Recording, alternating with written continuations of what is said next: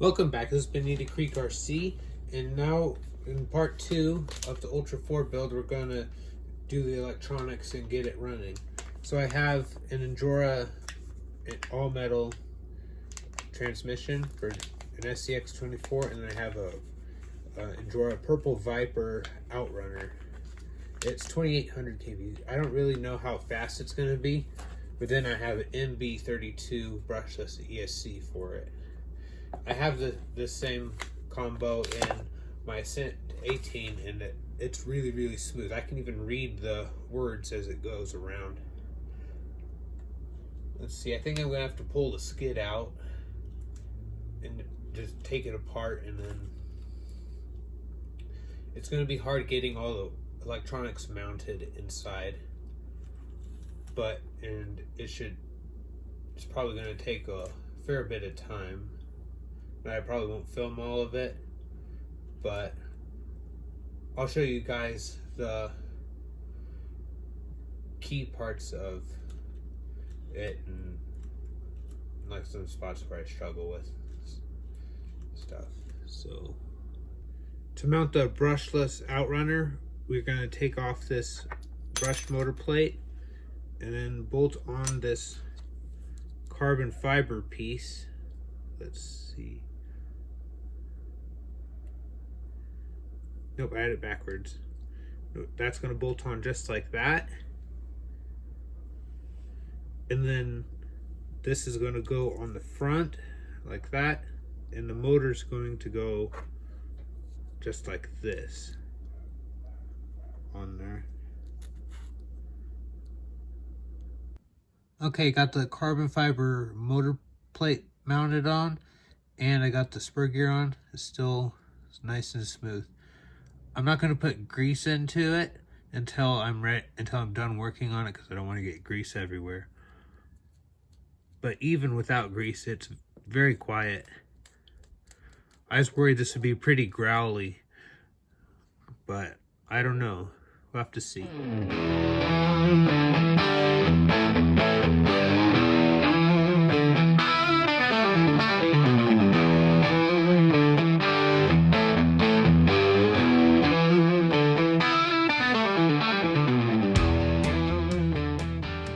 I took it back apart again because I realized that the screws in the bag were just a tad longer for those little ones, and the carbon fiber is a bit thicker than the aluminum plate.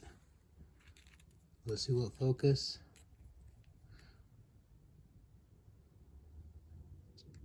Yeah, the aluminum is just a little thinner, and then it made these screws not go in as far. There's a deeper hole, and then I saw those other ones were a bit longer, so I just swapped them all out because I wanted a little more thread engagement, and because I can, and I already had the screws. And then I got the motor bracket mounted up, and then for the actual motor, it uses these screws, which are a bit fatter. Okay,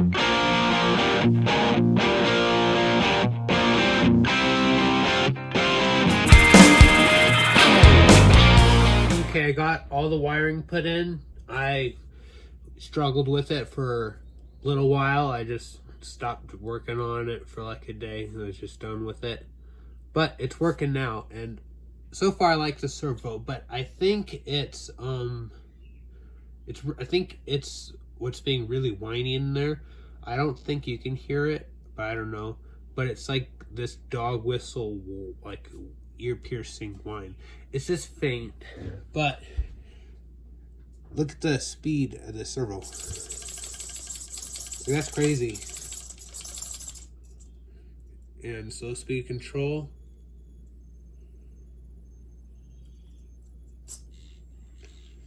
It is kind of growly. That bobbing is the tire rubbing on the cage. It is twitchy, like they said in the reviews, but I think I can live with twitchy for that speed. It is kind of growly. let's see, full speed. It's not super fast. Oh, there's a screwdriver, knock that off. So it is kind of loud. One problem I'm having with it is the motor hitting that link. Let's see. It'll hit that link and then it'll do that. And it's already ground. I don't know if you can see it. Oh yeah. It already ground that edge of that smooth, or that one edge shiny that was purple. I think I might, well, I did bend the ends of that link there. I think I might take a file and kind of notch out where it hits. After a little while, it'll kind of wear a groove into that link, and then I'll just file it down a bit where it's rubbing to where it doesn't rub, but not so much that it weakens it. But I don't know. I kind of bent it to high clearance it, and it did help a bit. And another interference problem is this corner of the front there hitting that steering link. Like it hits, and then that side, well, that's where the, like it hits there, but it's also just like it's on the servo also. In the steering angle, oh, can't really see it there. Let's see, a steering angle. That's not as sharp as the axle goes, but that's all I can use really, because the tires hit that corner right there. It is a little coggy at times, and the wiring in there is a mess. I'm not very good at wiring stuff neatly. I just had to kind of route everything around on the passenger side to keep it out of the motor. Let's see if we can see it. That is slow, man. That you can, let's see how slow will it go.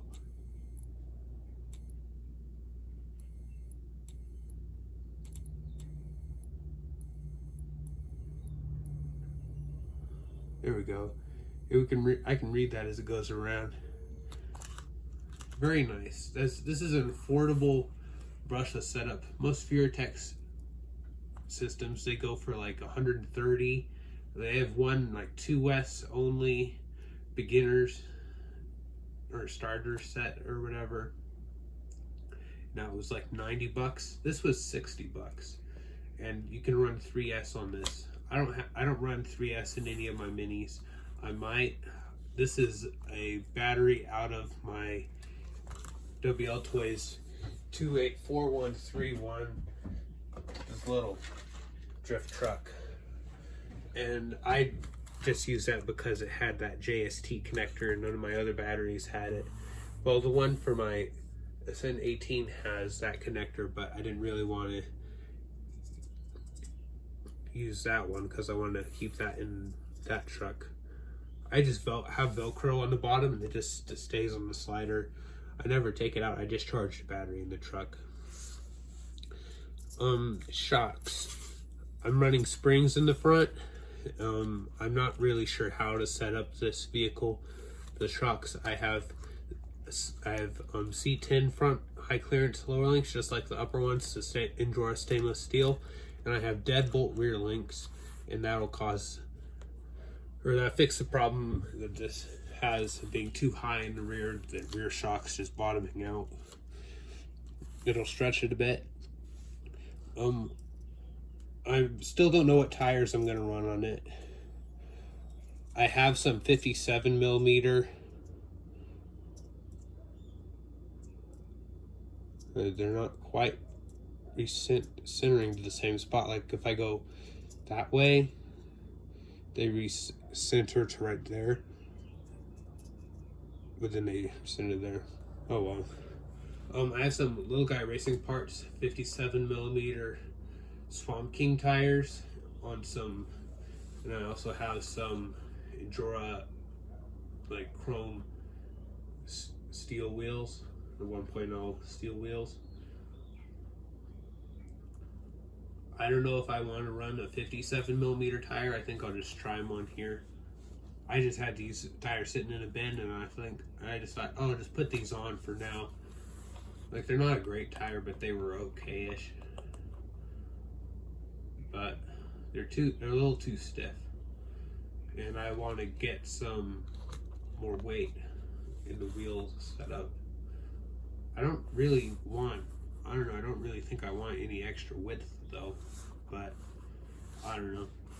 One more thing I think I might get for this is one of those 3D printed diff covers for these Mias axles that are like the slider ones. They just have a good, I think they come forward a lot at the top and they have a big angle on it. I think that might help. They're like $7 on Etsy, so I'll get one of those eventually, probably. I'm not going to do any more tuning until I get the rear links, because I'll just have to do it again. Oh yeah, with the receiver, it's like, I don't know where else to put it. I thought about sticking it to the roof also, but then it just hangs down, and then getting the wires pushed into it would be hard, pushing the wire up, and I don't want to take the skid out because that was kind of tricky, because one of the screws was not wanting to go into the hole on one of the front upper links. It was kind of wanting to angle out a bit, so I had to fight getting that, and then once I put the skid in, I didn't take it out again. I don't know what else. Let's see. Yeah, my Ascent 18, the wiring's a mess too. I don't know. I just kind of tuck the wiring in. I'm pretty sure I'm going to get a different battery for this. This is a 400 milliamp, but it's very narrow and it just kind of flops around a bit. I think I'll probably get like the Urgenix 450 milliamp hour batteries that have the JST and the, what is it, the PH2 that the SCX24 uses. That way I can use it in, I think that those 450s will work in this AX24, and then SCX24 they'll work no problem, and then I can use it in here. I'll be able to use those ones in all my minis, I think. My friend has those ones and he uses them in his SCX24 C10, and that way he can get a little more runtime in it. I have like a 900 milliamp hour Urgenix battery in there, but they only have the SCX24 battery plug, and I had to cut out a section of the bed, that little raised section in the bed. I had to just cut it out and up a little behind the window underneath to fit the battery. If I had known that I was going to have to cut it up, I would have gotten those smaller ones, but I get some crazy runtime out of that 900. See, I think I'm going to go, oh yes, this one front wheel is still, let's see, I'm holding the axle solid. That's all play. There's a little bit of play in the steering that you can see, but most of that is all play in the bearings. I haven't called Mias or sent them an email yet. I don't know. I think I might try and shim it. I had to throw some good tires on there before I go run it. These are like 3.8 millimeters negative offset. And you can see it. It is a little wider. And these wheels have brass rings in the front, and they have the back half of brass 1.1 inch wheels. These are Endura aluminum 1.1 inch wheels, and I have brass 1.1 inch wheels on my Ascent 18, and I took the back half and the ring, the beadlock ring, out of the rear, and I put the aluminum ring and back half in the rear of that one. I put the brass back half and rings in the front of this one to get a better forward weight bias in both. So this one has a fair bit of extra weight in the front, and I have yellow silicone drawer inserts in here. I really like them. It is getting some good static bag, just squish it, just while it's sitting there, not like push it up onto something like that. Like it's getting some good squish there on my finger.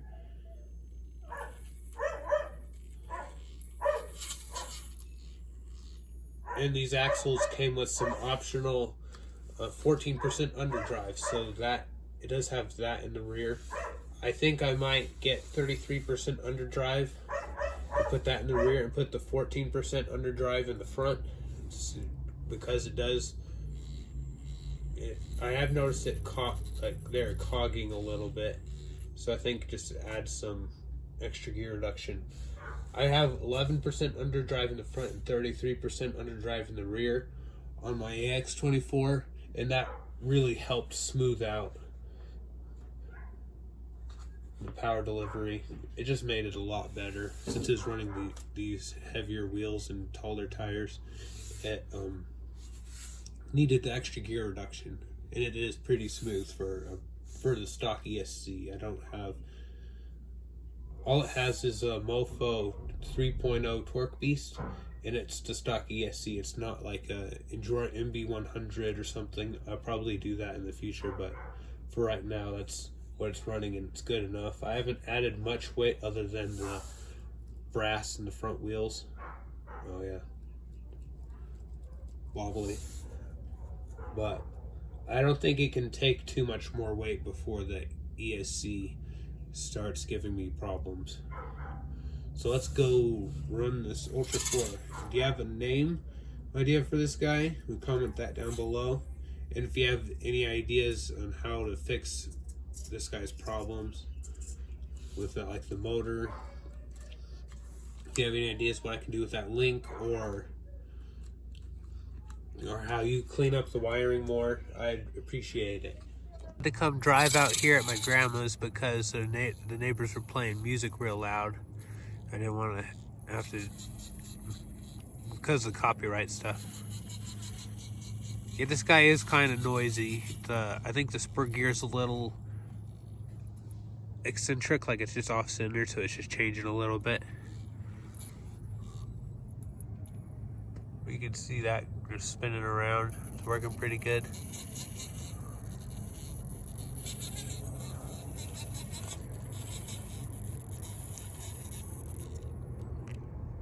Okay, there the servo didn't have the power to, it got too bound up. Let's see. Oh, the front's unloading like crazy.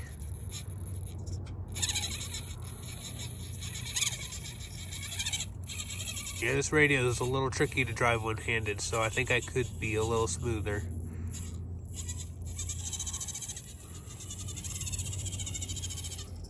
Yeah, pretty good. For some reason, reverse is quieter. I don't know why.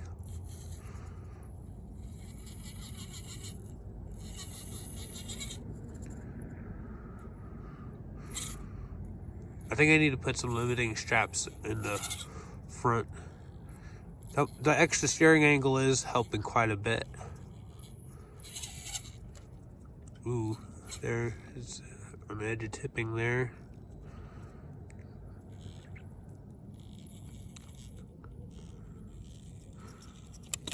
Oh, rolled it.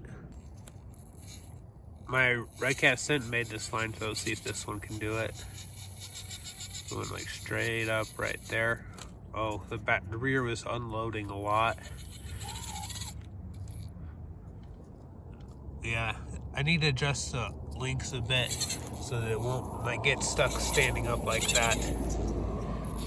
I think I might put a limiting strap in the rear and just have the long travel shocks for the flex, but not, and then limit the actual droop. Ooh, there, it's kind of unloading in the back again. Nope.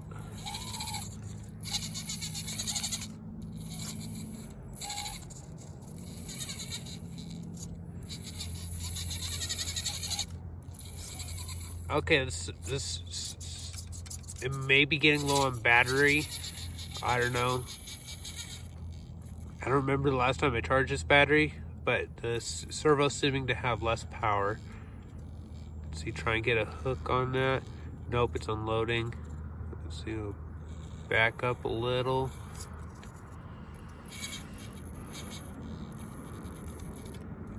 Nope, it's unloading.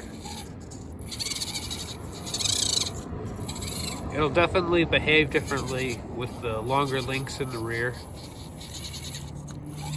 I don't think it's gonna get it. I'll try a little bit further over.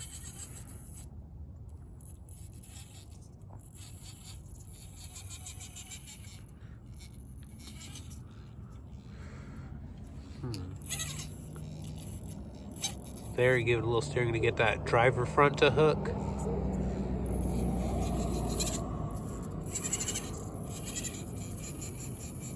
Let's see if it can make it across. Yeah, doing good. Well, I did real great on the second half of that. Yeah, the wheel tension on the radio is getting a little annoying. Oh, that does not sound good.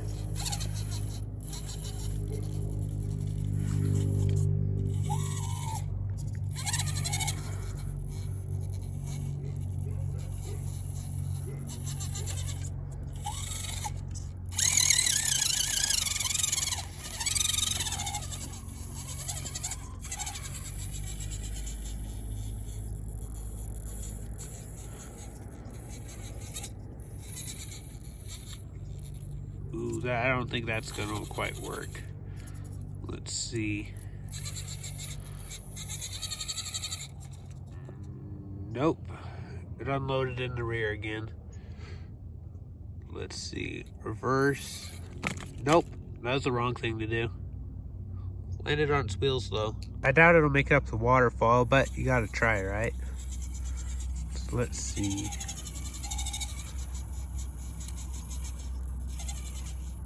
It's actually done that much of it better than any of the other vehicles have. Let's see, the motor is being kind of coggy there. I think it's gonna unload. And the front. Let's see, how's the front doing? I need to move it. Oh yeah, all the way unloaded.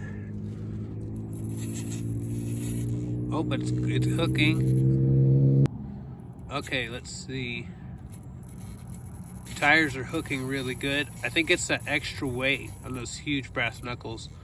Oh, it's unloading that one front tire. It needs more overdrive than like the 14%, I think. Oh yeah, it's unloading like crazy in the rear.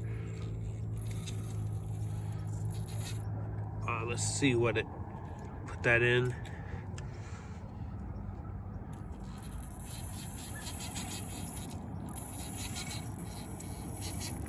There, it has enough steering angle to actually get the tires at the right degree. I've been fighting for enough steering angle on there with all my other vehicles. It's doing this real good. Sorry for all the car noise going by. It's doing pretty good, but that rear passenger is going to go to the outside. You know, we're kind of bellied up there. The go driver up, steering servo is not doing anything. Like I said before, I don't know what the charge on the battery is like, but if the charge is good, I'm not impressed with this servo. Well, it kind of fell back a bit and pulling forward. I don't want to understeer off the edge. I'll give it full driver. See, I'll go. Oh, might make it actually, but it is fully like drooped out. I don't know if that's the right term for what it's doing, but the suspension is like all the way down at the shocks. I'm gonna push down on it just to I don't know. Let's see what it does. Hopefully it doesn't fall off of here. I'm just trying to go slow. Change the steering up a little bit. Oh, there, it wants to go. Well, let's see. Reverse. Nope. Almost. I repositioned it a little bit to where it'd be a little better, but it's just pushing the rear up and the front is unloading. Let's see if it will do it. It's unloading in the front. Oh, nope. It's getting dark on me. I had to go get the SN18. Light it up. Let's see how it does going up this rock. Up another car. See how it does going up this. It's mostly a tire thing, but I'll just see if the suspension does anything weird.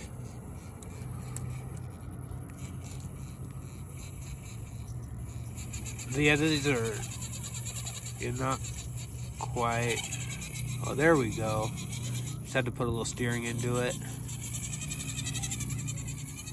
Yeah, nice. These are Endura S5 compound.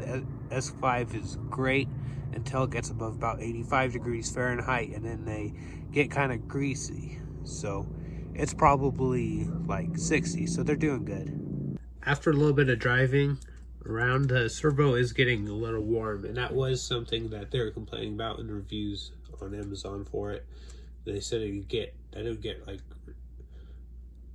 unnaturally hot, like parts will, like electronics will get a little warm, but like they said it gets super hot and like you couldn't touch it and then it would just die. So it is a little warm, so I don't know. I am noticing that the wheel being loose, and it's also cogging a bit, and I can definitely tell when the link is hitting the motor.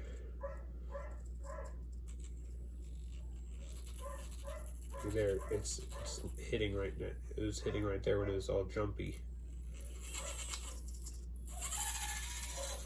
And it is pretty noisy. I might have to go check the gear mesh again, but I really don't want to, because that's a lot to get in and just for how that motor is to go get that transmission out. I could drop the skid, but I don't want to. I don't know. And a couple of times, like, I was climbing up something, and then the rear would just go like that, and then go there's like a point where it like goes past a certain, like there's a, like it kind of goes past, and then like the wheelbase is shorter, it gets a little longer, and then it gets shorter again, and like the wheelbase got shorter, and then it was just standing up in his like full droop until it backed up, and I like pulled forward again, and then it dropped down like it just did. And the link riser on here does have different holes, so I can adjust the upper links a bit, and once I get the other links, I can adjust the links on them a little bit by having them screwed or in or out a little.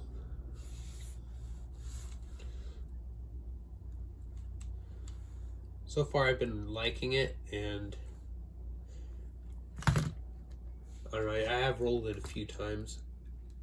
At first I was wondering, like, if I rolled it hard, if like I'll hit a rock bad or something, if the cage would break, but I don't know. Like, there's some parts where it's thin and it's kind of flimsy, like right here on this X on the back, like that's not a good place to have something 3D printed at, like the way the layers are going, it's not real strong. But for most of the rest of it though, it is pretty strong. And the sliders right here, how they're printed, they do get caught up a little bit in those holes, but for the most part, all the layers make it pretty smooth. I may take a file and take down, like kind of round off some edges on here. I did that with the plastic skid on my SCX 24C10, and that helped a bit, but I don't know. I'm just gonna wait for the rear links to show up, and then I'll do the rest of the tuning from then. It spins right on the roof vent there. We got a little coggy. It is a pretty small outrunnner. Like most other outrunners, like there's this style and it's like that tiny little can, and then there's other ones that are like just about as long, but they're like twice as big around, and then those will just have way more torque. Endura, this is a 2800 kV and full speed. Like, it's not that fast. It's probably a little faster than stock. And on this radio, it has steering reverse. Can you see that? It's steering reverse, throttle reverse. Where is that? The switches aren't quite lining up with the groove in the plastic, and then they have a throttle limit, so low, medium, high. That works pretty good. There's a good separation between the different ones.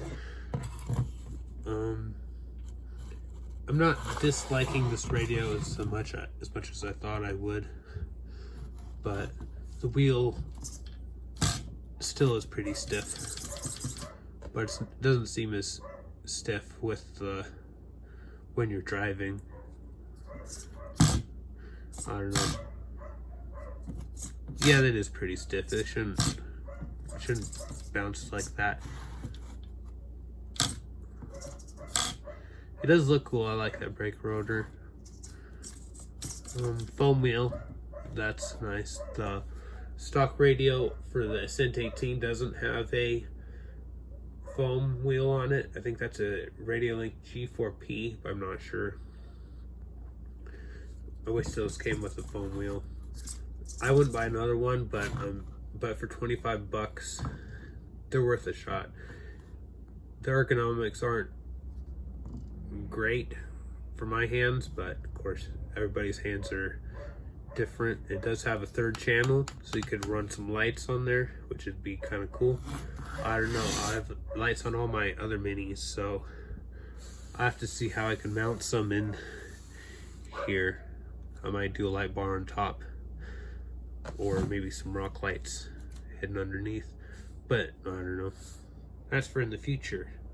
I want to thank you for watching. Like, comment, subscribe if you like what you see, and we'll see you in the next one.